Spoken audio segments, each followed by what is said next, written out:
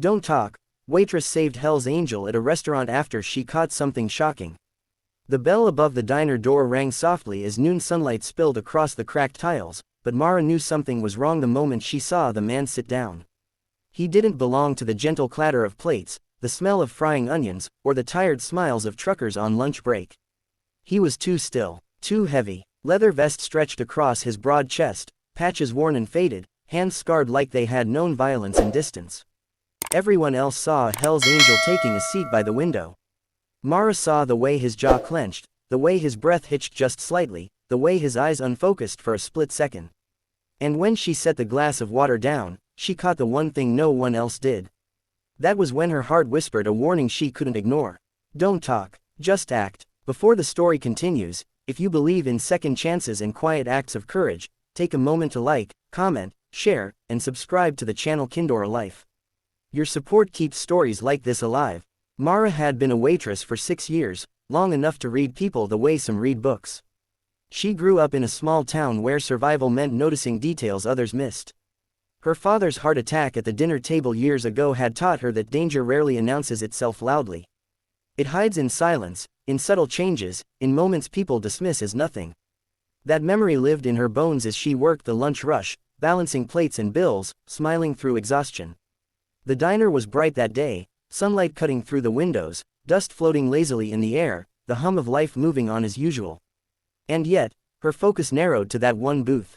The man's name, she would later learn, was Cole Rourke.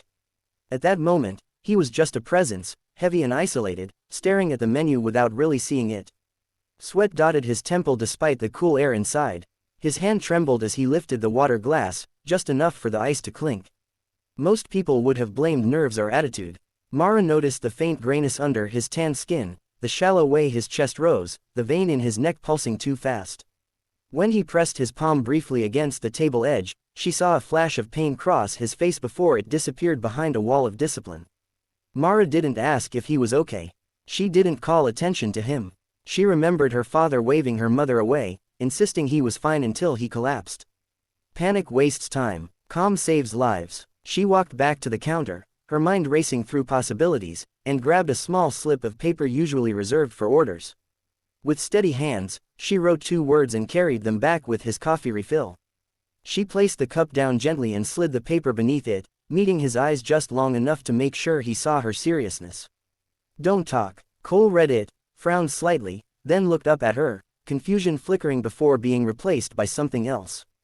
Trust, perhaps, or resignation. He nodded once, subtle, almost imperceptible. Mara moved away as if nothing had happened, her heart pounding harder with each step. She went straight to the phone behind the counter, dialed emergency services, and spoke calmly, describing symptoms without pointing or causing a scene. The dispatcher asked questions. Mara answered them all while wiping down the counter, blending into the rhythm of the diner like she belonged nowhere else. Minutes stretched thin. Cole remained seated, breathing shallow, one hand gripping the edge of the table. His world narrowed to the ache in his chest, the pressure creeping down his arm, the strange sense that everything was slowing. He had survived fights, crashes, nights that should have ended him. Dying in a diner booth under fluorescent lights felt almost insulting. But he stayed quiet, obeying the note, because somewhere deep inside, he felt that this woman knew something he didn't. When the paramedics arrived, they moved quickly but without panic. A few customers noticed, murmurs spreading like ripples, but Mara kept everyone calm, offering refills, jokes, normalcy. Cole was lifted carefully onto a stretcher, oxygen placed over his face, monitors beeping urgently. As they wheeled him out into the daylight, his eyes found Mara one last time. He didn't speak. He didn't need to. Gratitude was written across his face in a way no words could match. The diner slowly returned to its usual noise, but Mara felt hollowed out by adrenaline and relief. She finished her shift on autopilot, replaying the moment again and again. She wondered if she had imagined it all, if she had overreacted. Then her phone buzzed during her break. A message from an unknown number simply read that her quick thinking likely saved a life. She sat on the back steps, sunlight warming her face, and let herself cry quietly, overwhelmed by the fragile line between ordinary days and irreversible loss. Cole woke up in a hospital room bathed in afternoon light, heart stabilized, life stretched forward again by threads he hadn't known were fraying. Doctors told him another 20 minutes without help could have ended differently. He stared at the ceiling, thinking about the waitress with tired eyes and steady hands. He had lived a life where people expected the worst of him, crossed streets to avoid him, saw only the patch on his back and not the man beneath it. Being saved by someone who asked for nothing, who judged nothing, unsettled him in a way violence never had.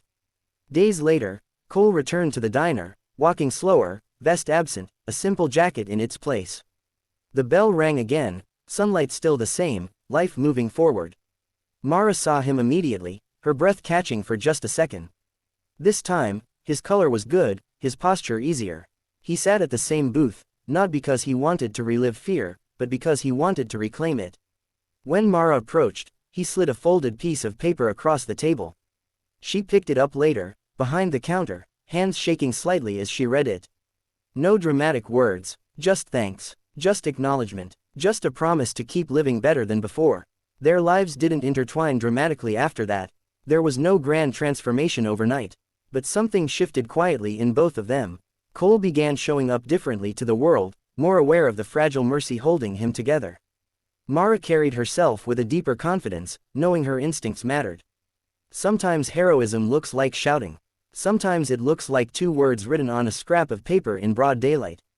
Months passed, seasons changed, the diner stayed the same. But Mara noticed how often people came in carrying invisible battles, how close ordinary moments lived to tragedy or grace. She learned that saving someone didn't always require strength or authority. Sometimes it required stillness, observation, and the courage to act without applause. Near the end of one particularly busy day, as the sun dipped low and painted the windows gold, Mara paused and looked around the room. Laughter, clinking dishes, tired smiles. Life, fragile and stubborn. She thought about how close it all comes to slipping away, how easily people are missed when no one is watching closely enough.